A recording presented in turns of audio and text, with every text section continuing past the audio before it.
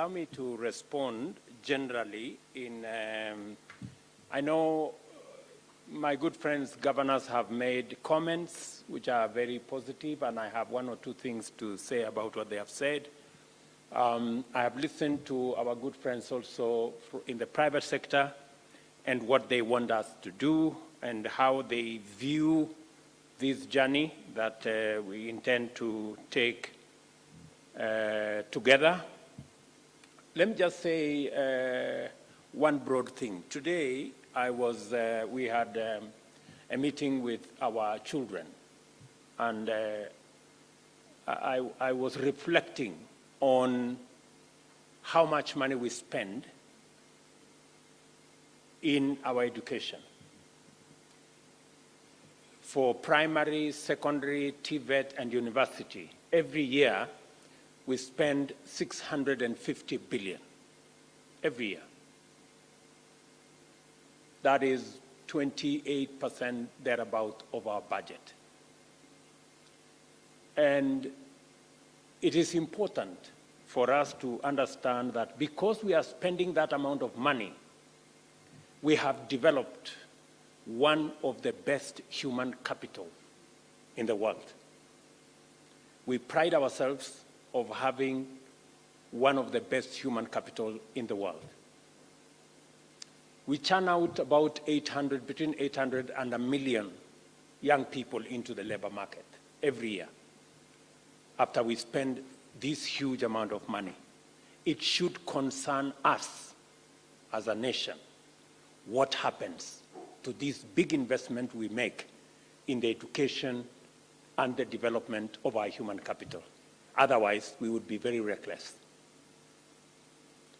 And it is the reason why I want to encourage all of us here, especially my good friends in the private sector, that it is important for us collectively to think about how we are going to create opportunities for the 800,000, 1 million young people will churn out every year from our education system because we spend a colossal amount of money to develop these people. Having said that,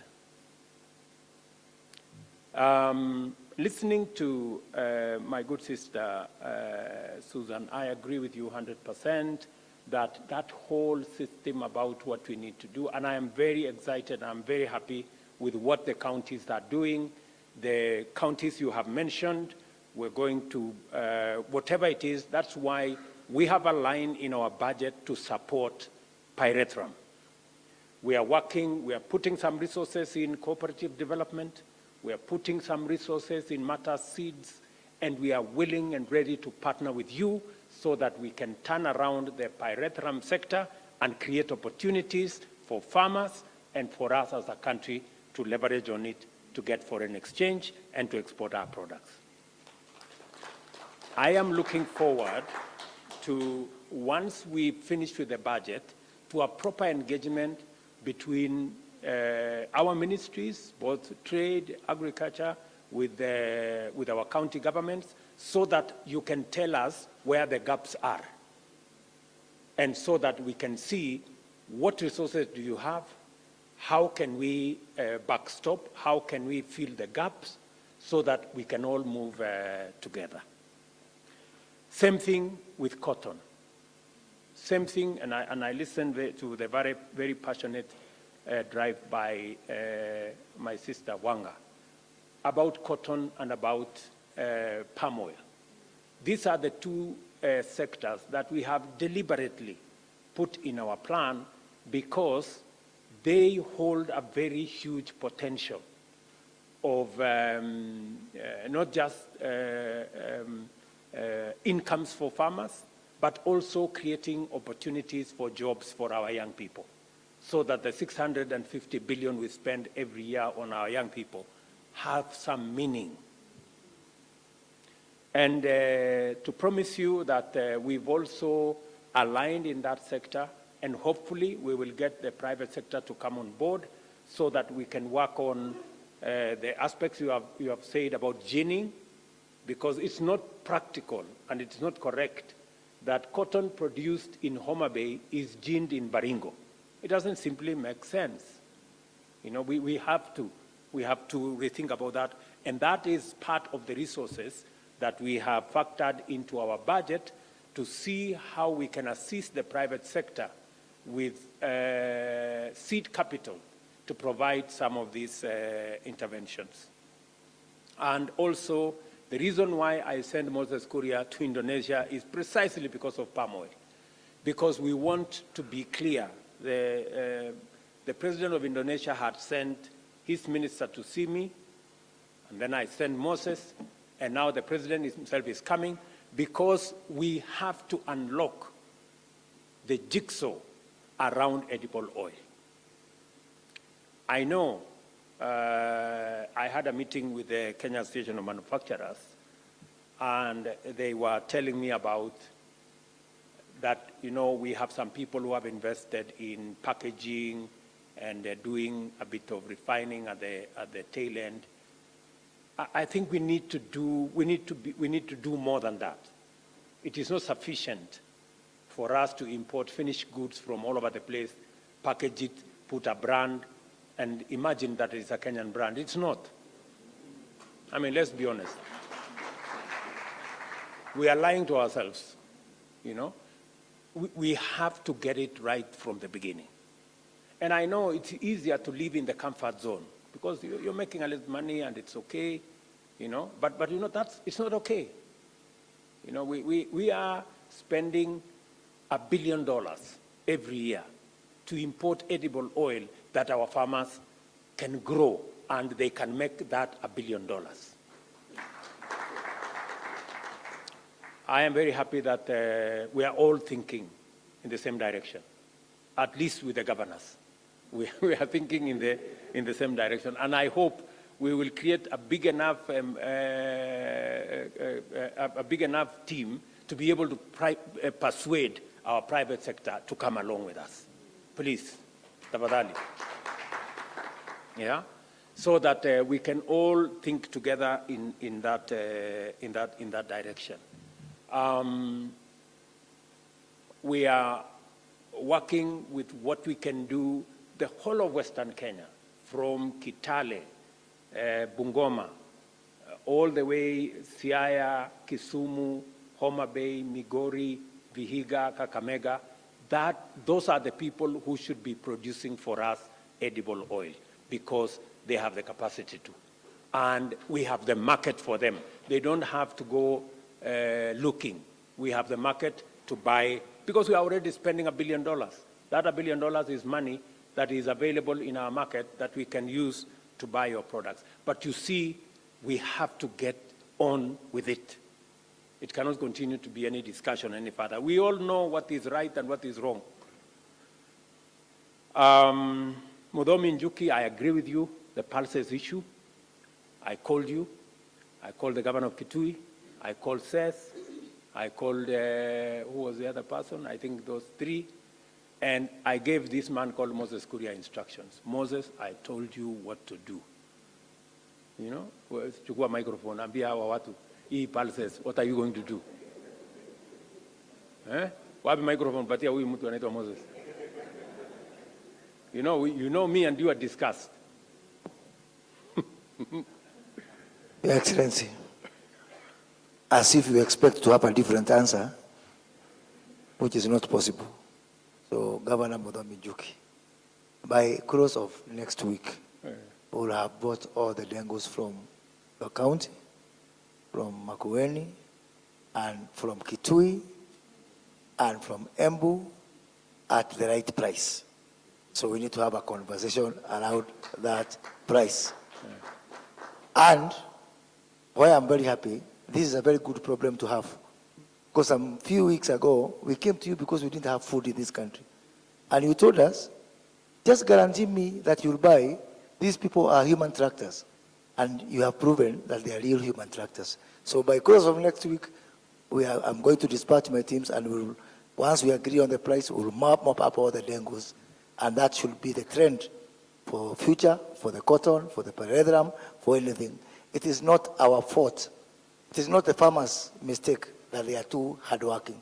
We have to do what we need to do as a government. Thank you. Asante. Okay. So when we finish this meeting, I expect a meeting between Governor Mudomi, Governor Sess, Governor, my good friend Mutula, and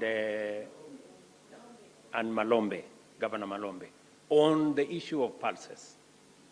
It is going to be tragic if our farmers are going to get stranded with a crop and a product when we've just walked out from a food insecurity situation. It is not prudent, it's not intelligent. In fact, let me not say it's foolish, because it is. So let us let us sort that out. I already I spoke to the managing director of KNTC and I told her what to do. Moses, you need to just get things moving because we cannot continue that way, and we need to begin to demonstrate the power of aggregation. And we have all agencies which can buy the pulses. We have our NYS, we have our military, we have many people who are ready to buy that product. Let me also say, I have listened to the private sector very carefully, and they have told us about global competitiveness, which is good. They have told us about all the other good things that we need to do. But we need to be a bit more clear on what do we need to do as government. Because you have mentioned, my good brother from Kenya Association of Manufacturers, you have said the problem is the export levy. The export levy is not there now. We are proposing. You know, we are proposing. So why is it a problem before even we put it in place? And the reason why, let's be honest, the reason why we are putting the export levy is because of what Madam Ngumi here said. Is she still here? Yes, she's there. She says she's been importing and trying this or the other. She's now moved in the last 5 years to manufacturing from locally, local primary products. That is the transition we need to make. It is the transition we need to make in cement. It is the transition we need to make in steel, the billets. It is the transition we need to make in paper. And that is why we are saying, and that is why we are putting this levy, is so that those people who have taken the step, like Ms. Ngumi here, those people who have taken the step to produce locally, we support them by imposing a duty on those who want to continue importing raw materials and packaging things here. You know, let us just be, let's be honest. Ama tunaelewana namna gani? Yeah. How are we going to create these jobs? How are we going to create additional jobs in our manufacturing sector? How are we going to stop the hemorrhage of foreign exchange if we are importing what we can produce locally? That is the story, Kenyans, please. So, tafadhali bwana mkubwa, sasa tumeweka tax kwa simiti kwa sababu we have enough cement factories here which should be employing Kenyans. And we should stop, you know, going to bring cement from I don't know where, when we can use our own local materials, make the cement, hire our own people, stop the hemorrhage of foreign exchange. I was having a conversation with Anne. We are importing saline water. Just imagine. We're importing saline water from all manner of places. Saline water is just water, in short, with just, imewekwa tu msalaba kidogo alafu inakuwa.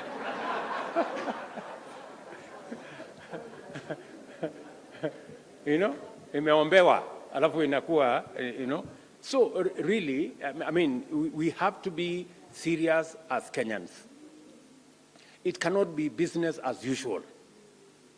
So the best we can do for those people who are in transition, the best we can do for the people who are in transition is for them to tell us, okay, what do they need to complete the transition? We are ready to engage. But to tell us that when they lay to, let's go on, no, we have to think about that. We have said, for example, we are imposing a 30% duty on imported furniture. Why are we importing furniture, good people from China and all manner of places, when we have our young people from Tibet, we have wood products, it can be made locally. Explain to me, give me one reason why we should continue to import furniture from wherever. There is no reason. Sindio? Hakuna, there is no reason. So we just stop it, alafu tuendelee na ile kazi tuko naye hapa. We will shortly have developed the industry enough, not just to make our own products, but when we give them a market, they will improve in their quality, and shortly we will be exporting furniture to other places. That is the trajectory we want to go. That is what is in the finance bill. We have also said, why are we importing paint? For heaven's sake. Ngumi here says it is possible to manufacture paint in Kenya. Why are we have said in our budget, we do not have to import paint. Let us support local manufacture. I like what my good friend from the pharmaceutical has said. He has said that we need to encourage local manufacture. That industry is like 300 billion shilling industry. 70% we are importing. 60% is generics. These are just things we can manufacture locally here. And that is why we have done two things. We have said in the budget this year, deliberate. Two things. We have said manufacturers will pay of human vaccines and medicine will pay a lower corporate tax than the others to give leverage to those who want to manufacture in Kenya. Number two, we have removed tax on equipment and materials for manufacture of pharmaceuticals in Kenya. Again, to support our universal health coverage and to make medicine affordable in Kenya. It is there in the budget. I don't know why people are not reading. I don't know whether we understand one another. So we are being deliberate. When we are talking about, when you see there, we are saying pharmaceuticals. We have made policy interventions in the budget to clearly support the manufacture of pharmaceuticals in Kenya because it will save us foreign exchange. As my good brother said there, it will give us the assurance that if anything happens anywhere, we can manufacture our own medicine and we will not be stranded with sick people. Are we together? So that is a value chain that we need to work on, and we have made policy interventions. We have put it in the budget to support that sector. And if there is anything, for the people who work in that sector, if there is anything additional you want us to do, please tell us, because we want to engage with every sector so that we can support the incentives around there. I have heard you clearly, and you are right. On the housing, I have heard you say two things. Mesema, governance is an issue. Number two, you have said, on the slaughterhouses, I think the governors have heard. I think we just need to put our act together. The complaint, it is small. Rao is exaggerating it kidogo. And by the way, Rao is selling very good leather. The leather you buy in Dubai, Rao can sell it to you at a third of the price.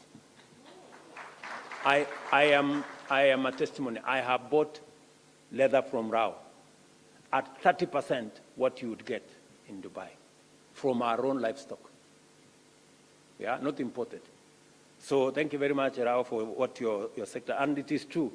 We've had several meetings in my office, we've had several meetings elsewhere, and that's why we have put resources in that corner. I want to ask my good friends, governors, what is important is how to manage our slaughterhouses, the knives we are using, the flaying. You know, many times we lose a whole hide or a whole skin because of the knife we are using, and it's not expensive.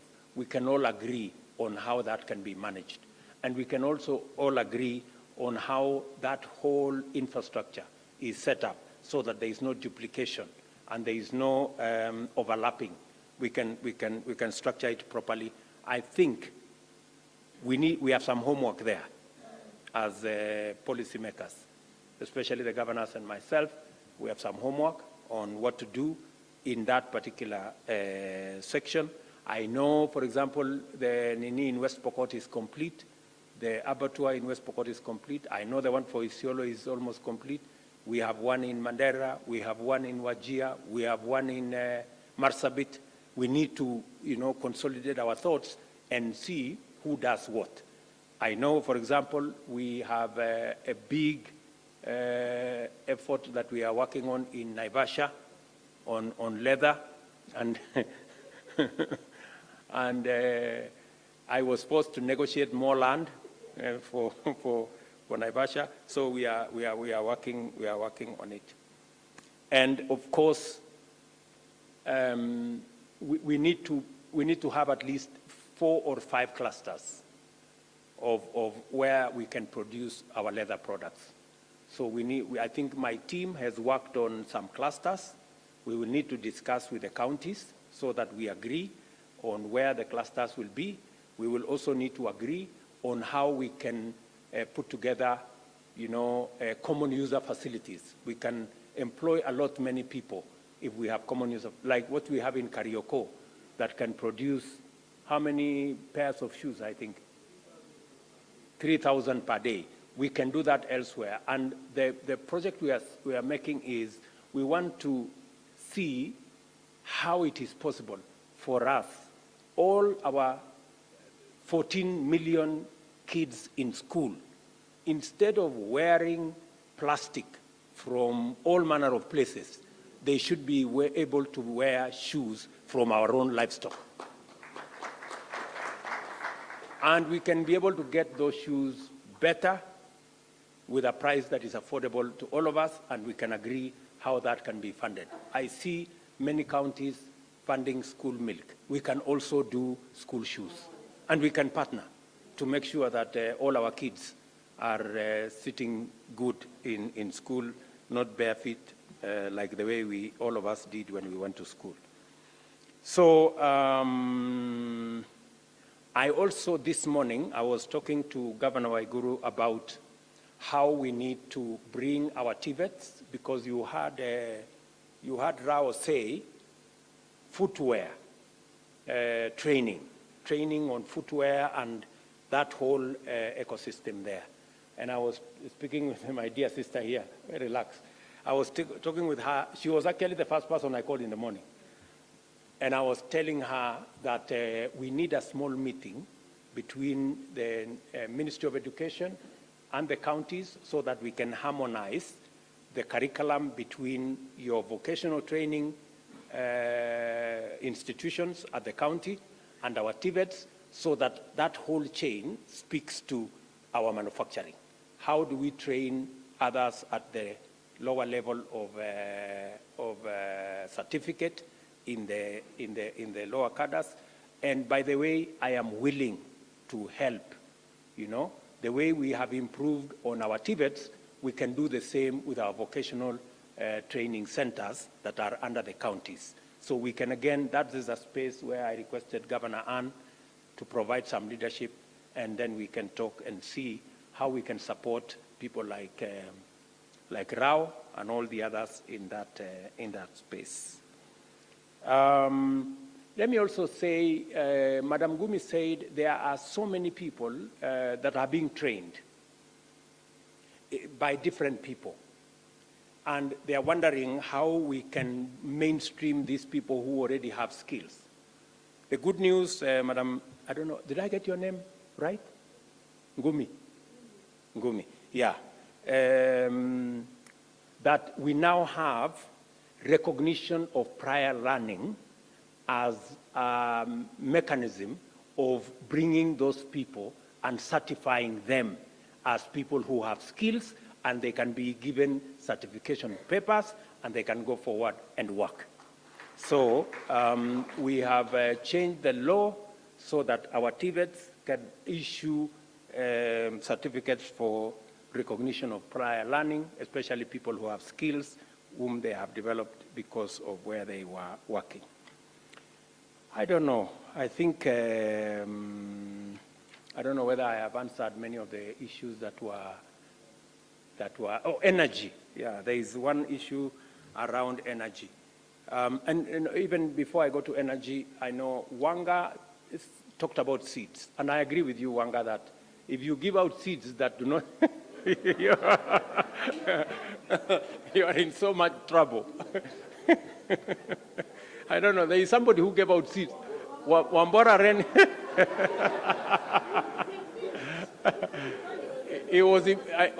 Wambora was impeached twice. Over seeds. So it's a very risky venture, I agree. But I have discussed with my minister for trade. In fact, I am going to personally visit, I think, 2 countries, the ones we agreed, who will assist us with cotton seed, because we need scale. You know, we are running short of time. We may not have time to develop our own in good time. So we might have to import some seeds. So I will travel to 1 or 2 countries in the next maybe in the next 2 weeks, so that we can be sure. And they have asked me to go and speak to the president of some 2 countries, let me not say which ones, so that they can allow us to import their seeds and see how we can fast track that process. That is very important to us, because we need to move together. On issue of energy, I think the immediate intervention that we are making is, number 1, on the special economic zones, we are trying to develop a tariff for the special economic zones. That's number 1. But that will not be enough, you know. We have to think of all the other manufacturers that are not in our special economic zones, and what do we do with them? It's a conversation we are having. 2 things that we are doing, as Jir was saying, the governor of Wajir, about Ketraco. We are changing the model in Ketraco. We were using government money to develop transmission lines. We want the private sector to develop transmission lines. We will pay them a willing charge when we use it to transport our energy. The law is already there, so we are in discussion with people who can invest in transmission lines. That's number 1. Number 2, we've just agreed on reforming Kenya Power and Lighting Corporation. It is overdue. We have a lot of manenos there, so we are dissecting it so that we can, because number 1, we are losing between 20 and 30% of all our energy, which we pay for, but we don't consume because it gets lost somewhere. It is because of many things, let me not say. So we are working on Kenya Power. We have agreed on our development partners on what we need to do. We have new management at Kenya Power, so we are working at it, because the cost of power, as has been said here, is a major issue, especially speaking to our global competitiveness. I think that is one of the issues Caro will tell us we need to do something about. So I hope I have said, I think I've spoken to the issues that were raised. If there are any other issues, I am still available to answer any other questions.